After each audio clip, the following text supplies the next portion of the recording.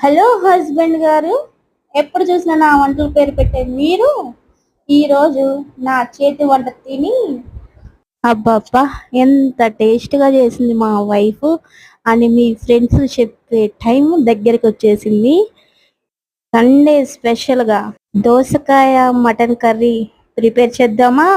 ముందు మటన్ని వాష్ చేసి బాయిల్ చేసి పక్కన పెట్టేసేయండి.